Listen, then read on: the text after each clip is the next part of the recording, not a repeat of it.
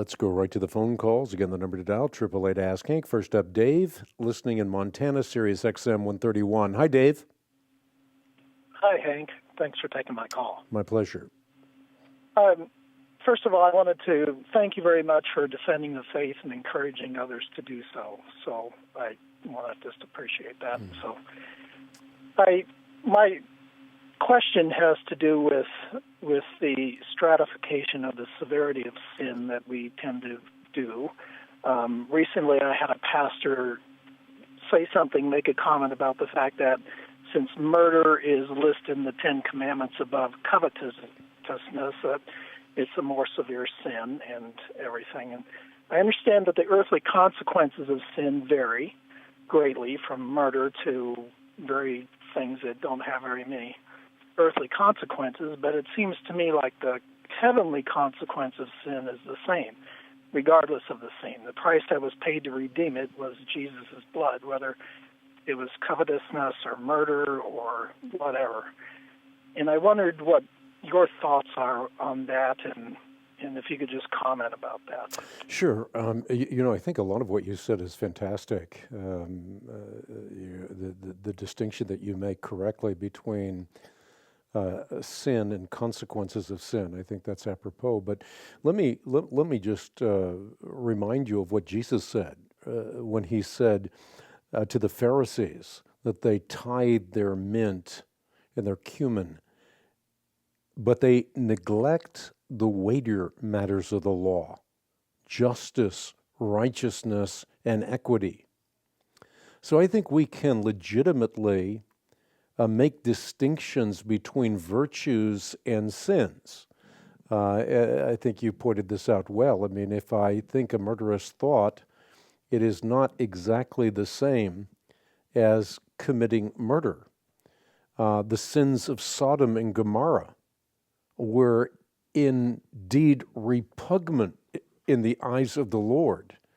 But if the deeds that Jesus did in Capernaum had been done in Sodom and Gomorrah, they would have not been held to the same standard. So the idea here is, I think, that not only sin is different, and we can make a difference between sin, but the consequences, not only here, but for all eternity, are different.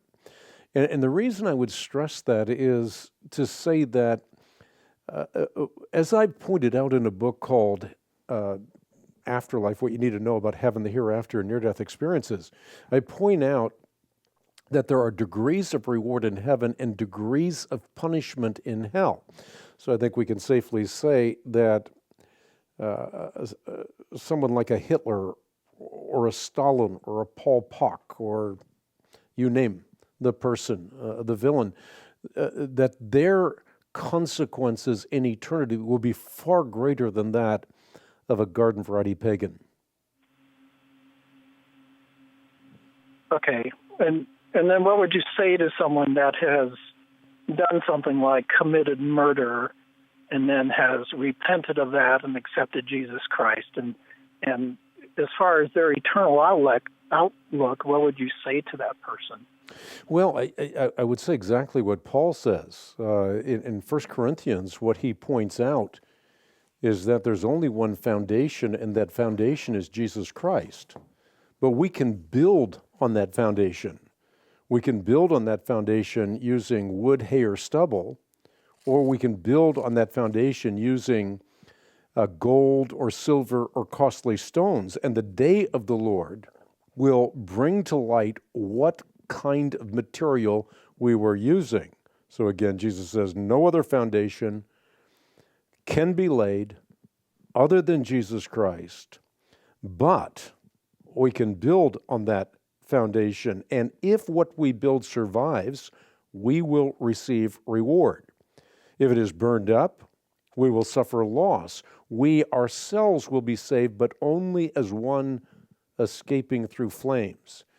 And so, as I pointed out in my book, Resurrection, this illustrates the sober reality that some Christians will be resurrected with precious little to show for the time that they spent on earth. They're going to be saved, but only as one escaping through the flames. And that for me conjures up an image of a person escaping a burning building with little more than charred clothes upon their back. So again, the operative issue here is the issue of reward or loss, and that's precisely the language that is used by Paul in 1 Corinthians chapter 3. Okay. So despite what a person's done, it's important to build on Jesus Christ and to finish strong, really. Absolutely, and that's why Jesus says, do not lay up for yourselves treasures on earth, where moth and rust corrupt, where thieves break in and steal, but rather lay up for yourselves treasures in heaven, where moth and rust do not corrupt, where thieves do not break in and steal, for where your treasure is, your heart will be also. Or, behold, I come quickly, my reward is with me, and I'll give to everyone according to what he has done. So I think this whole idea that is so often communicated that all you do is you pray a prayer and now you have the insurance policy and everybody has exact same outcome is simply misguided from a biblical standpoint. We must continue on in the work of the church with those that are the called in doing works of righteousness, and we will give an account for what we have done in the flesh.